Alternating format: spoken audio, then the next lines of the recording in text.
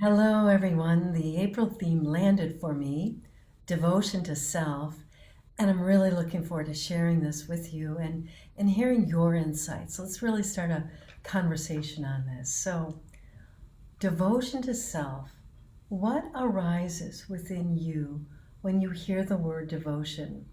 Well, perhaps your parents were devoted Catholics and every Sunday they took you to church. Or maybe as a child you were really devoted to drawing because it filled you up in such a good way. The word devotion means a solemn vow, a promise to a person, a cause, or perhaps to a passion. At its heart, it means dedicating yourself fully, holding nothing back. So I'm curious, are there any vows or acts of devotion that you've made in the past or even in the present? And before I share my own, I invite you to pause for a moment and reflect.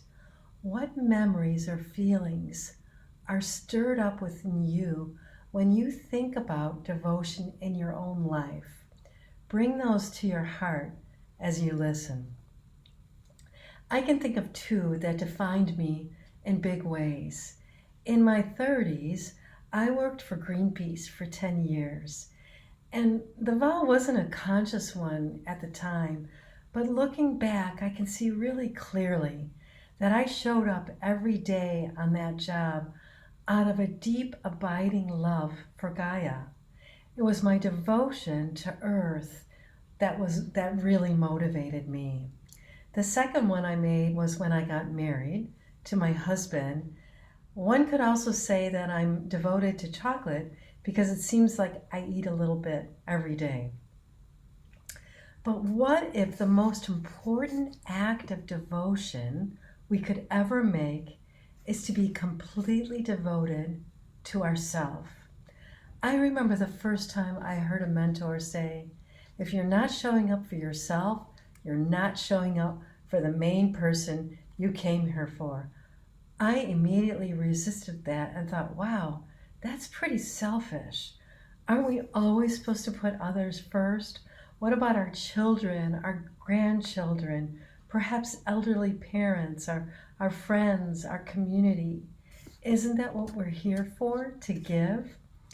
But putting ourselves first, it doesn't mean we become self-centered or we stop giving. Instead, it means understanding the profound difference between giving from fullness and giving from depletion. It means showing up for ourselves first before we give to others. It means knowing on a soul level, a wise woman within level, that showing up for ourselves is done not out of selfishness, but out of reverence for who we are. Without devotion to self, we're pouring from an empty teacup. We have nothing left to give. And burnout becomes inevitable. And that's exactly what happened to me after working at Greenpeace. I gave everything I had, and eventually there was nothing left for me to give to the earth, to anyone, much less to myself. We might find ourselves giving not from joy and love, but out of duty or obligation. And maybe there's a time and a place for duty and obligation, but unless we're filling ourselves up first, there's a really good chance that resentment will build. Recently, a client who always puts others first, including family, friends, and her clients, she shared, I've always felt like something is missing in my life. She is someone who gives so much. She holds so much for others and makes things happen for everyone else. She wonders, where is me? When will it be my time? So when she said, I always feel like something was missing in her life, I gently offered that perhaps what's missing is you. So especially as women, we are conditioned to give so much. So if you find this idea of devotion to self as one that feels foreign or it feels uncomfortable, that is to no fault of your own. So no judgment. And maybe you're someone who has a daily practice of devotion to self. So wherever you fall on the devotion spectrum, it's all good. Devotion to self is something I'm still learning about and figuring out how to integrate into my daily life. And I know I'm not alone in that. We're all on this path of learning what true devotion to self can really look like. One thing that I do notice when I'm consistently practicing devotion to myself is that I feel more centered, more calm. I have more joy in my life.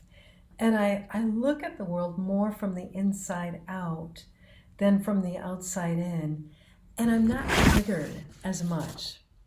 So, yep, our Wise Woman theme this month is devotion to self. And the question at the heart of it all is, how can we give to ourselves in ways that fill us up to overflowing?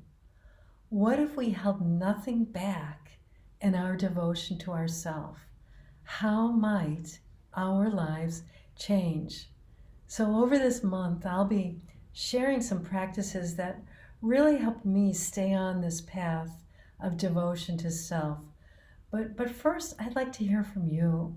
Let's make this a conversation. What was stirred up in you as you listened to these words? What are you devoted to in your life? And how do you see devotion to self showing up for you right now?